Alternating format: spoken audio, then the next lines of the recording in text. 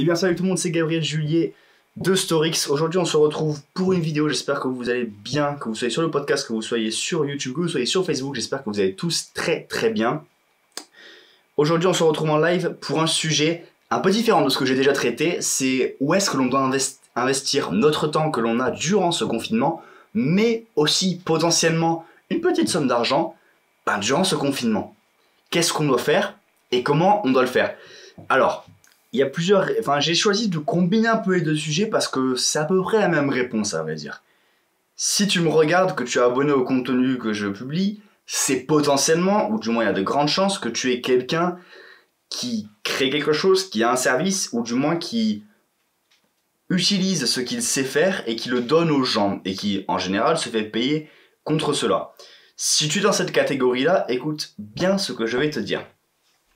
Des gens assez intelligents vont se dire « Oui, c'est le moment où il y a une crise économique, c'est peut-être là qu'il faut investir dans des stocks. » Certes, et c'est une bonne solution pour certaines personnes.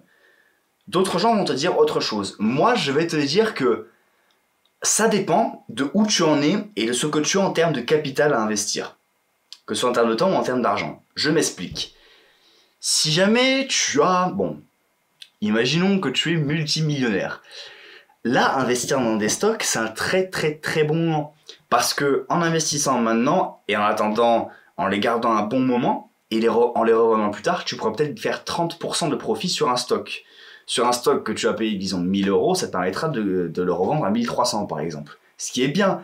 Mais si tu n'as qu'une petite somme, et que 1000 €, ça te fait, je sais pas, au bout de 5-6 ans, ça dépend de combien de temps il mettra à remonter ou à passer à ce 30%, mais ça te fait 5-6 ans et tu gagnes 300 €. Peut-être pas assez rentable. Là, il faut peut-être que tu aies une plus grosse somme pour faire en sorte que, au lieu de gagner tout simplement juste 300 € de plus, tu investisses 1 million et tu gagnes 300 000 de plus. Là, ça devient rentable. Donc, je pense pas que c'est une solution adaptée pour beaucoup de gens qui vont regarder ce live, ou ce podcast, ou cette vidéo. Néanmoins, je pense qu'il y a d'autres moyens, si on est un peu plus... pas dans cette catégorie-là, on va dire. D'autres moyens et d'autres choses dans lesquelles on peut investir notre temps et notre argent qui sont plus efficaces. Alors,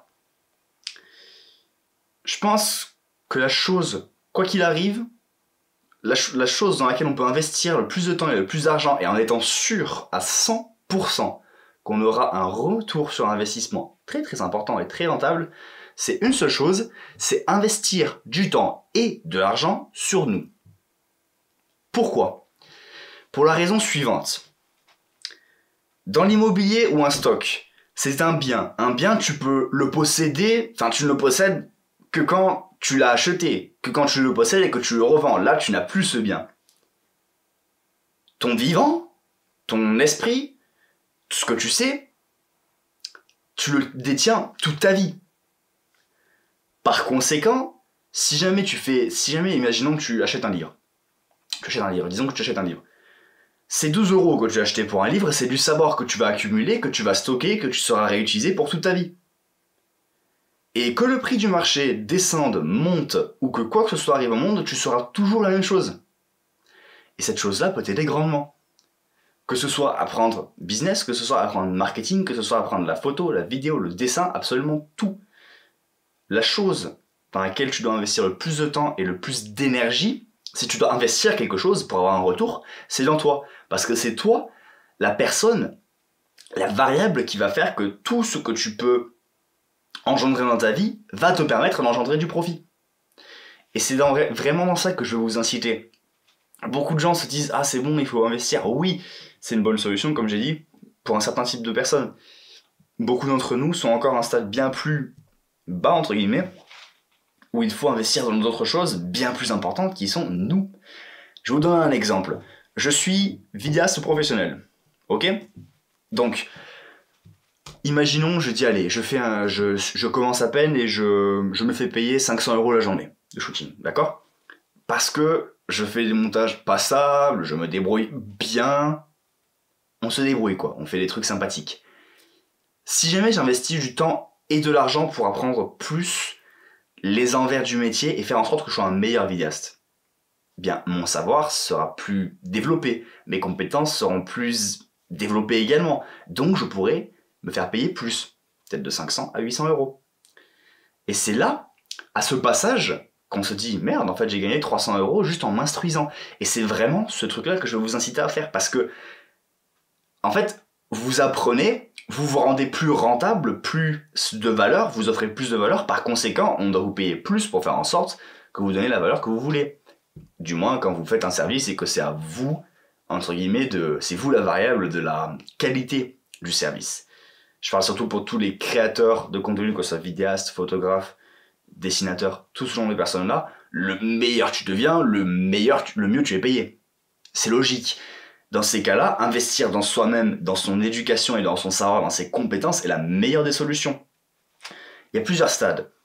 D'abord, c'est apprendre à gérer ses compétences. Quand on a des compétences assez bonnes pour être, entre guillemets, très très bien payés nous-mêmes, je vais vous faire plusieurs étapes qui sont, je pense, les plus rentables et ce qui fait pour le meilleur système à engendrer, la meilleure route à essayer de suivre pour essayer de devenir pour réussir le plus possible dans la vie, je pense. Selon moi, c'est la route suivante. Tu commences à améliorer tes compétences jusqu'à ce que tu deviennes un expert dans ton métier, que tu deviennes quelqu'un qui soit très très bon et qui se fait très très bien payer. Arrivé à ce stade-là, tu es quand même à un stade où tu gagnes beaucoup, mais c'est quand même, si tu ne travailles pas, tu n'as pas d'argent. Qu'est-ce que tu peux faire pour combler ce petit problème? Tu fais en sorte de faire une structure qui travaille d'elle-même. Tu crées un business. Quand tu crées un business et que tu fais en sorte que, je ne dis pas qu'un business veut dire c'est bon, les gars, j'ai créé un business, tranquille, c'est fini, je peux me poser. Pas du tout, c'est pas ce que je veux dire. Ce que je veux dire, c'est que quand l'entreprise arrive à un stade où tu peux t'en séparer, pas travailler dans le business, mais travailler sur le business, c'est pas la même chose. Quand tu arrives à te séparer de la structure et à faire en sorte qu'elle fonctionne quasiment sans que tu en mettes tant de travail dessus, sans que tu sois toi-même en train de délivrer le service, là tu as quelque chose de bien plus rentable parce que tu gagnes plus, parce que tu as plusieurs gens qui travaillent dedans et qui donc rapportent plus de fois ton service parce que tu leur as appris ce que tu sais, et en plus tu travailles techniquement parlant même pas sur le service que tu délivres avant, donc c'est encore mieux. Qu'est-ce que tu fais quand tu vas passer ce stade-là encore? Tu augmentes de revenus. Quand tu as de l'argent de côté, c'est là que tu passes à la catégorie de gens que j'ai dicté au début, soit les gens qui peut-être peuvent profiter d'un bon investissement dans un stock ou dans quelque chose, dans l'immobilier, ça dépend ce qui te fait frétiller, j'ai envie de te dire, ce que tu préfères. Donc, c'est pour moi les 3 étapes à suivre. D'abord, et ça va être une grosse partie d'entre nous, ça va être apprendre à devenir quelqu'un de compétent. Quand tu es assez compétent, tu fais en sorte d'avoir cette compétence qui travaille pour toi, au lieu de devoir forcément travailler pour faire en sorte de gagner de l'argent. Quand tu as cette étape accomplie, ce que tu peux faire, c'est faire la première étape que je t'ai dit au tout début, la première chose que j'ai dit au tout début, c'est-à-dire investir le capital que tu as dans quelque chose qui va, non seulement tu vas même pas avoir besoin d'avoir quoi que ce soit qui se manage pour faire grossir cet argent, mais l'argent va basiquement grandir de lui-même. C'est ces 3 stades-là qu'il faut respecter. Hormis ça, je pense que ces étapes-là sont certes bien belles et tout ça, mais je pense que vraiment, la leçon à en tirer, c'est que la chose qu'il faut que vous investissiez du temps maintenant, c'est vous développer. Développer vos compétences, développer votre savoir, et vous rendre quelqu'un de meilleur et de plus de valeur. Le plus on a de valeur, le mieux on se fait payer. Donc profitez de ce temps libre que vous avez maintenant là, parce que je pense pas que vous aurez énormément d'occasions et autant de temps pour en faire, pour s'améliorer, pour lire des livres, pour regarder des vidéos YouTube, pour regarder des articles de blog. Vous aurez peut-être pas 2 fois dans votre vie ce temps-là. Je suis pas devin, mais ce que je peux vous garantir, c'est que vous avez l'opportunité et que vous avez le temps de faire les choses actuellement. Utilisez ce temps. Saisissez cette opportunité. Beaucoup de gens sont en train de pleurer dans leur coin parce que oui, c'est tragique, oui, il y a des gens qui perdent leur job. Oui, on le sait. La question, c'est pas d'être con et de ne pas regarder ce qui se passe. La question, c'est comment on voit la situation, on fait en sorte de la tourner à son avantage. Là, moi, ce que je vois, c'est que j'ai du temps. Ce que je vois, c'est que je peux utiliser mon temps à faire autre chose. Qu'est-ce que je peux faire? Vu que mon activité est techniquement posée, j'apprends, je m'améliore. Comme ça, quand je reprends, je suis 5 fois plus efficace et 5 fois meilleur. Il faut se préparer. Et pas rester et chouiner dans son coin. Sinon, on n'avance pas. Et que ce soit maintenant, cette période-là, ou plus tard dans la vie, ça vous jouera des tours si vous pensez comme ça. Il faut vraiment avancer, parce que c'est le moment. Il faut en profiter, vous avez le temps de le faire.